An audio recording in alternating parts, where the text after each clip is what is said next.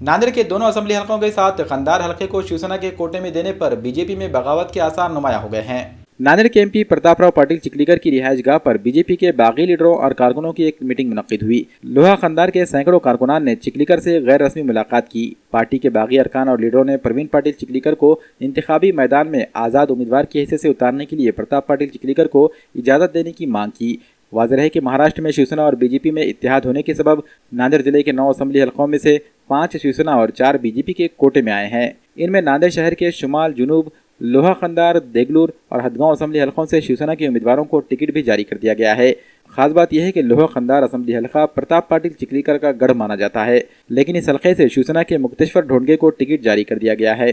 मी तुम्हाला यही सांगू इच्छिते की कंधार लोहा बरोबर दक्षिण सुद्धा मोकळं सोडून चालणार नाही।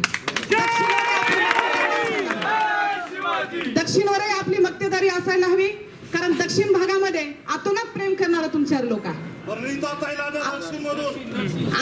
आमची मागणी असणार आहे, बाकी कुणी काय मागितलं मला माहित नाही। माझी स्वतःची सगळ्यांच्या वतीने मागणी असणार आहे। लोहा कंधार साठी प्रवीण पाटील असतील, दक्षिण साठी ताई असेल।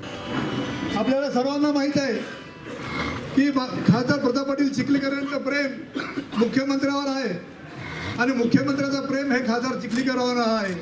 हे सर्व महाराष्ट्रातील जनता जाणते आहे आणि महाराष्ट्रातील जनता हे सुद्धा जाणते आहे की नांदेड जिल्ह्यामधला लोहा कंधार मतदारसंघ हा कोणत्या पक्षाचा नसून हा खासदार प्रताप पाटील चिखलीकरचा आहे। हे जसं तुम्ही जाणता विषय तर दक्षिण विधानसभा मतदारसंघामध्ये गेल्या 5 वर्षापासून मी काम करत आहे आणि करत असताना सुद्धा आज काही निर्णय घ्यायचा असेल तर माझा विचार न करता चिखलीकर साहेबांनी जो काही निर्णय घेतील तर चिखलीकर साहेबांसोबत आम्हाला बोलण्याची गरज नाही। आम्ही साहेबांना निर्वाणीचा इशारा देण्यासाठी इथे एकत्र जमलो आणि आम्ही साहेबाला हेच सांगितलं की तुमची पक्ष बांधली तुमच्यासोबत राहू द्या, आम्हाला त्याचं काहीच घेणं देणं नाही।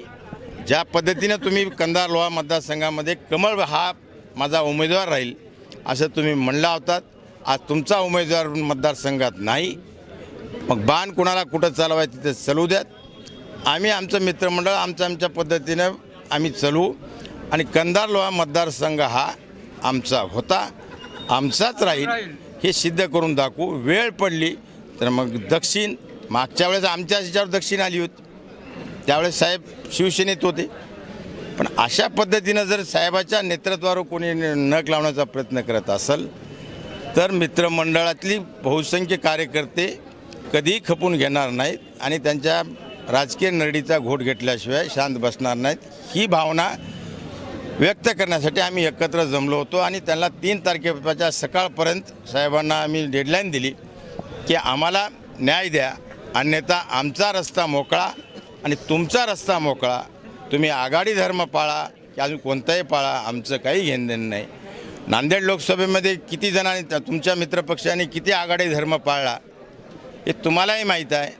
जर मित्रमंडळ नसलं असतं तर नांदेड लोकसभेमध्ये काय झालं असेल तुम्हालाही माहीत आहे आणि भारतीय जनता पार्टीलाही माहीत आहे। हा जर इतिहास तुम्हाला पाहायचा असेल तर आमचं एकच म्हणणं होतं की आम्हाला न्याय द्या, कंधार लोहा मतदारसंघातून न्याय द्या गुण्यागोविंदानं, हे मागण्यासाठी आम्ही साहेबाकडे आलो।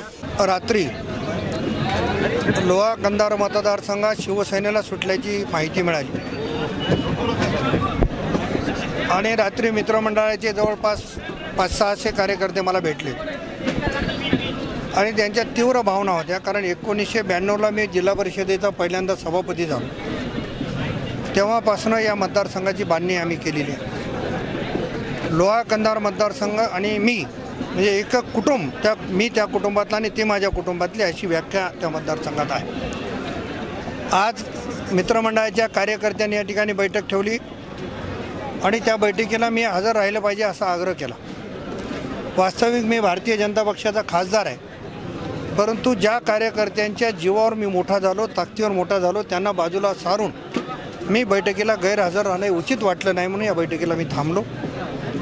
बैठकीमध्ये सर्व कार्यकर्त्यांच्या भावना आपणही ऐकल्या, मी पण ऐकल्या। माझा विश्वास राज्याचे मुख्यमंत्री आदरणीय देवेंद्र फडणवीस साहेबांवर आहे आणि मला खात्री आहे की माननीय मुख्यमंत्री महोदय याच्यामध्ये चांगला मार्ग काढतील आणि यापूर्वी त्यांनी असा मला शब्दही दिला होता की लोहा कंधारची जागा ही भारतीय जनता पक्षच लढेल, त्याच्यामध्ये शंका करण्याची आवश्यकता नाही आहे. परंतु काही अडचणी त्यांना आल्या असाव्यात. राज्य पातळीवरचा विषय आहे, कारण त्यांच्या अडचणी मी या ठिकाणी सांगणं बरोबर नाही, परंतु निश्चित त्यांनी प्रयत्न केले असतील आणि मला खात्री आहे की आज उद्यापर्यंत या संदर्भातला निर्णय काहीतरी होईल. मी भारतीय जनता पक्षाचा खासदार आहे, मला असं करणं उचित होणार नाही. म्हणून माझ्या कार्यकर्त्यांना मी विनंती केली की आपण धीर धरा, उद्यापर्यंत त्याच्यामध्ये निश्चित मार्ग निघेल.